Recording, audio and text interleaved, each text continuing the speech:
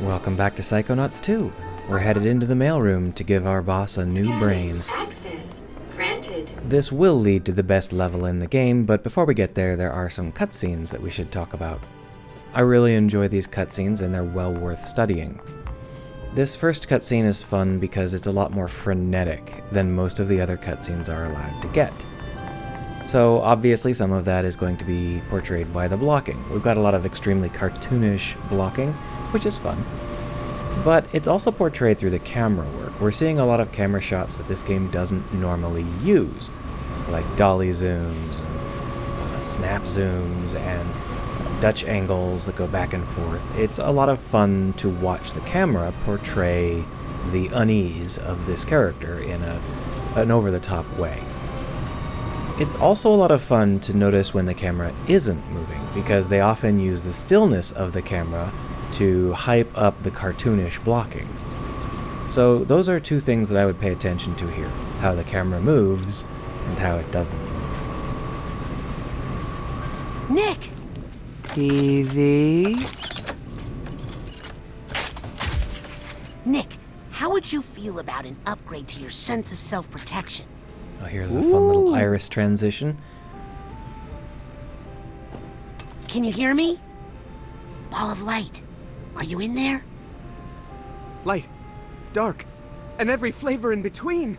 But all these colors are just one band in this sensual rainbow of rainbows. What is this room, and how can I taste it all at once? And who composed this symphony? Nick? One symphony is beautiful, but 100 all at once?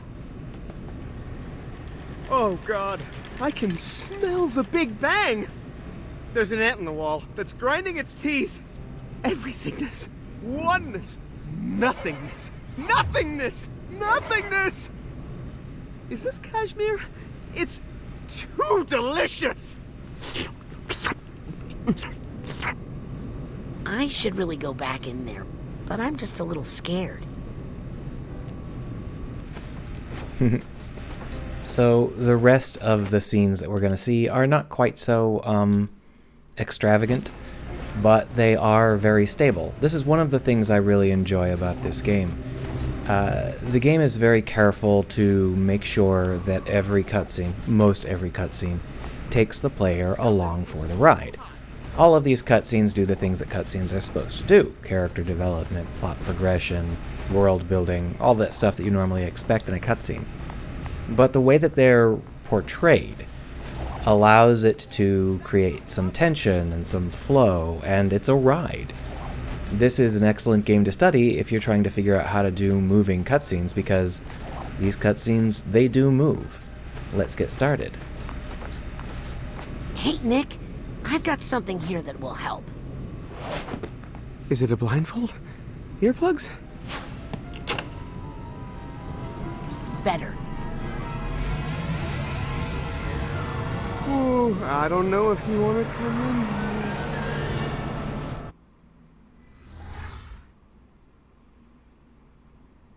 Whoa, whoa, whoa, what the?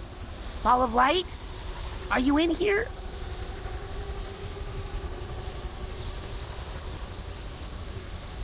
I'm here.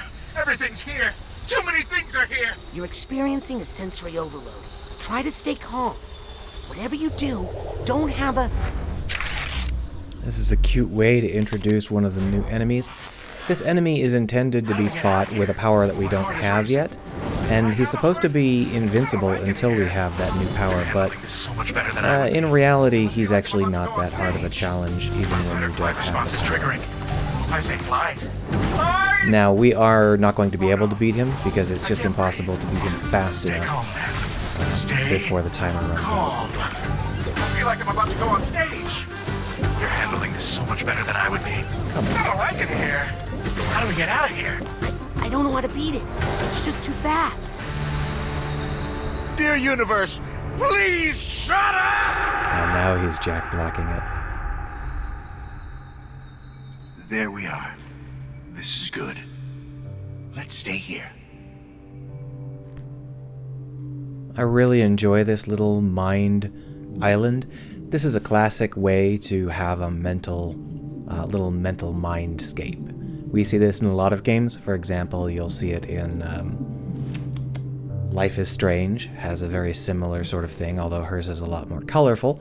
But in this case, the whole point is that he's gone through sensory deprivation, so he's in this dark, blue-tinted room where the only thing in here with him are these shadowy cutouts. I don't like the looks of these, but I guess they're a sign that he's remembering something. This is not just foreshadowing. Foreshadowing is a little bit of a weak term here because this is a physical representation that we're going to come back to and fill in. So this is creating a place where his mind can occupy it. And that's a really powerful way to set things up like this. And I really enjoy the simplicity of this and how you can really make it feel like it's a continuity. You can really make it feel like he is recovering because you see how he is before he recovers, and then you see how he is as he fills in the gap. It's a physical representation of him coming to his literal senses. Of course, it's not exactly a secret what that shadow is.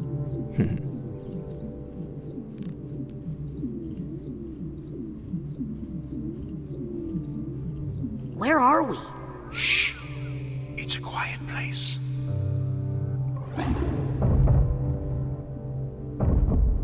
I think I hear someone knocking. I don't hear anything. I don't hear anything. So I really enjoy this. There's a lot about this to like. The first thing I like about it is the placement of it. It's in a position where we are very clearly going to be staring at it unless we've done something very strange. It's also very bright and orange, as opposed to the dark blues and purples of this world. Obviously, using these contrasting colors is wonderful, and I don't know if you noticed, but it's the shape of a TV from the 60s.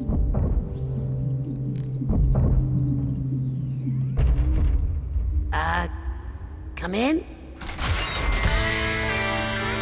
Now, what we're actually inside is a little more interesting than I TV. know you. You're Vision.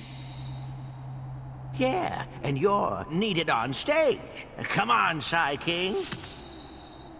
My dark place! Psyche?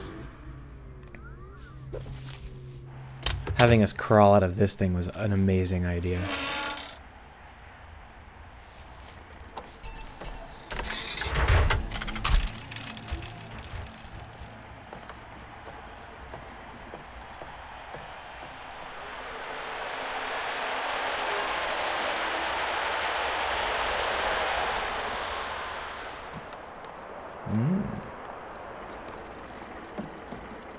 You know, Vision sounds a lot like my friend Ford.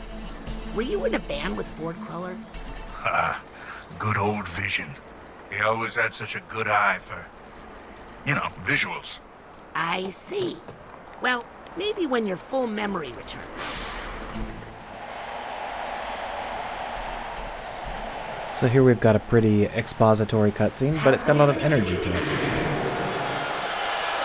Progression. Nice. Okay, here's the situation. Nick's body is sending you all sorts of sensory input.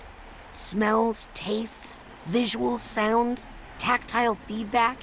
You've just got to deal with it. We know how to deal with a crowd, man. Speak for yourself. I don't remember a thing. Alright, so let's talk a little bit about the fiction here. About why this is the way it is. I just wish we knew. We have what to do Vision with standing around here, and there are a couple of layers that Vision is working on in terms of writing. And this is not like me reading them. into I don't it. think they These are will, Psyche. very obvious, intentional layers. The first layer is that Vision represents I think vision. they want the feast, Like he man. was in a sensory deprived state for years, and now his senses are coming back online. So he's created these mental constructs representing his senses. In this case, vision.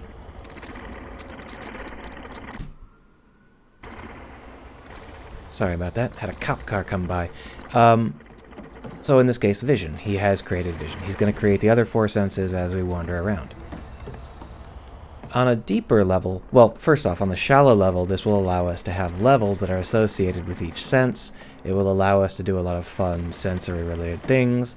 But on a deeper level, you may have noticed that Vision is being played by Ford Cruller, and they are not at all shy about making that painfully obvious in the game world. Because in reality, the guy we're helping is not a stranger. He's one of the original Psychonauts, so his band members are the original Psychonauts. Each one of them represents, each sense represents one of the original Psychonauts in a way that helps us to have a sort of very early introduction to some of these characters we're going to meet later. For example, Ford Cruller is Vision because he is the visionary of the Psychonauts. He's the one who set it up, he's the one who decided to aim for the future, whereas the other Psychonauts are more interested in other sorts of ways of interacting with and perceiving the universe. So, I think it's a really excellent way to set up a combination of levels, and it's also a really excellent way to not only show us who these characters are that we're going to meet later, but also show us who the character that we're talking with now is.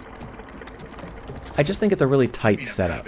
It's one of these things that Psychonauts 2 does really well, where it has several different pieces to the puzzle, and they all rhyme. They're all the same sort of setup. There's no like, oh, and this happens to be Ford Cruller. It's not random. It's all integrated very tightly.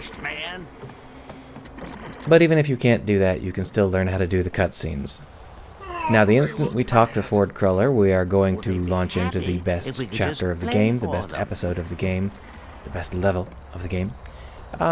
And I want to do that at the beginning of the episode rather than the end. So, that's it for today.